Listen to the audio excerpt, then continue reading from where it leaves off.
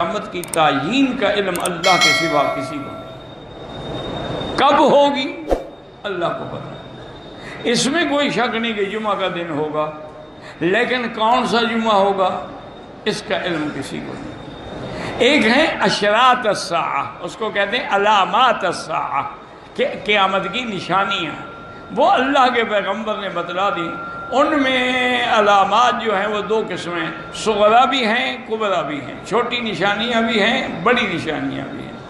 اور اب مفسرین اور محدثین کہتے ہیں کہ جتنی چھوٹی نشانیاں حضور نے فرمائی وہ سب پوری ہو گئی ہیں، اب صرف بڑی نشانیوں کا انتظار ہے۔ چھوٹی نشانیوں میں جیسے کہ حضور نے فرمایا تھا کہ یہ بھی علامات قیامت میں ہے کہ ایک بچہ جو ہے وہ دوستوں کا بڑا فرما بردار ہوگا لیکن والدین کا نافرمان ہوگا، یہ بھی علامات قیامت میں سے ہے۔ اسی طرح حضور نے فرمایا یہ بھی علامات قیامت میں سے ہے کہ آج وہ لوگ جو بکریاں چرانے والے ہوتے تھے، آج وہ جب کہ آخر وقت آئے گا تو قیامت سے پہلے حفاتن عراتن، یعنی پاؤں ننگے سر ننگے بکریوں کے چرواہے، یتطاولون فی البنیان، بلڈنگوں کی بلندی میں فخر کریں گے۔ وہ کہے گا میری بلڈنگ اونچی، وہ کہے گا میری بلڈنگ۔ آج دیکھ لیں بن رہی ہیں ساری، ایک دوسرے کا تقابل اور مقابلہ ہو رہا ہے۔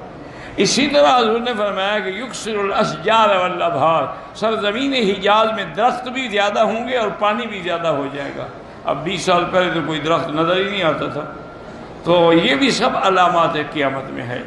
اور اسی طرح حضور پاک صلی اللہ علیہ وسلم نے فرمایا کہ نعوذ باللہ زنا عام ہو جائے گا، یتحارج الناس کما یتحارج الحمر، لوگ ایسے زنا کریں گے سڑکوں پہ کھڑے ہو گئے جیسے گدھا گھوڑا کرتا ہے، یعنی ان میں کوئی شرم باقی نہیں رہے گی۔ تو یہ ساری نشانیاں تقریباً گزر گئی ہیں۔ ایک اعرابی آیا، پرانے دور کی بات ہے، مدینہ منورہ میں ہجرت کے بعد، اس نے کہا میں حضور بدو آدمی ہوں، پڑھا ہوا نہیں ہوں، جاہل آدمی ہوں، لیکن مسلمان ہوں، آپ جو قیامت کی نشانیاں بتاتے ہیں نا مجھے سمجھ نہیں آتی، انت الامۃ ربتہا، یہ مجھے نہیں سمجھ آتی ہیں، رب قاسیات عاریات، میری عقل سے یہ بالا تر باتیں ہیں،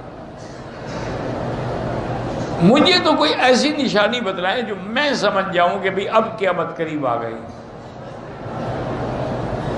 حضور نے فرمایا 2 نشانیاں یاد کر لو، مکے میں جب درخت زیادہ ہو جائیں اور مکے کے پہاڑوں پر پانی کی ٹینکیاں بن جائیں تو سمجھنا کہ اب قیامت قریب آ رہی۔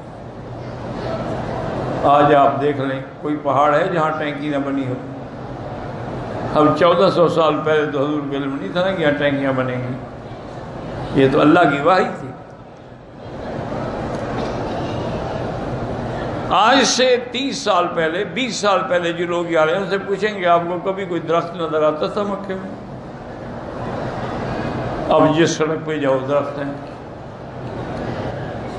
مینا عرفات میں تو درخت بھرے ہوئے ہیں، ایک درخت بھی نہیں ہوتا تھا، ایک۔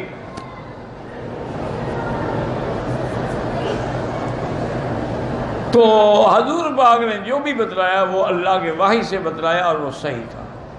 هي الحلقات تحفظني بآيات من القرآن، هي الحلقات تملأني بحب المصطفى العدنان، هي الحلقات تحفظني بآيات من القرآن، هي الحلقات تملأني بحب